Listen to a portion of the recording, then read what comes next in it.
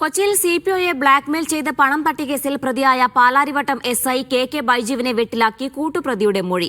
സിപിഒയെ ഭീഷണിപ്പെടുത്താൻ quotation നൽകിയെന്ന spa ജീവനക്കാരുടെ മൊഴിയാണ് ബൈജുവിന് കൂടുതൽ കുരുക്കായത്. മാലമോഷണ പരാതിയുണ്ടെന്നും സ്പാ സെന്ററിൽ പോയത് വീട്ടിൽ പറയുമെന്ന് ഭീഷണിപ്പെടുത്തി 4 ലക്ഷം രൂപ സംഘം തട്ടിയെടുത്തുമെന്നുമായിരുന്നു സിപിഒയുടെ പരാതി. ഈ കേസിൽ കൊച്ചിയിലെ സ്പാ സെന്റർ ജീവനക്കാരി രമ്യ, നടത്തിപ്പുകാരൻ ഷിഹാം എന്നിവരെ പോലീസ് അറസ്റ്റ് ചെയ്തിരുന്നു. വിശദമായ ചോദ്യം ചെയ്യലിലാണ് ഗൂഢാലോചന വ്യക്തമാക്കുന്ന വിവരങ്ങൾ പുറത്തുവന്നത്. സ്പായിലെ നിയമവിരുദ്ധ പ്രവർത്തനങ്ങൾ മറച്ചുവെക്കാനാണ് എസ്ഐയുമായി ബന്ധം സ്ഥാപിച്ചതെന്നും സുൽഫിക്കർ എന്നയാൾക്ക് കൊട്ടേഷൻ നൽകിയെന്നുമാണ് ജീവനക്കാരിയുടെ മൊഴി. ബൈജുവും സംഘവും സമാന തട്ടിപ്പ് നടത്തിയിട്ടുണ്ടോ എന്നും പോലീസ് പരിശോധിക്കുന്നുണ്ട്. സിപിഒയുടെ പരാതിയിൽ സസ്പെൻഷനിലാണ് കെ ബൈജു. മുഖ്യപ്രതിയായ ബൈജു ഒളിവിലെന്നാണ് വിവരം. ബൈജുവിനെതിരെ പരാതി നൽകിയ ആലപ്പുഴ സ്വദേശിയായ യുവാവുമായുള്ള ഫോൺ സംഭാഷണവും കഴിഞ്ഞ ദിവസം മീഡിയ വൺ പുറത്തുവിട്ടിരുന്നു.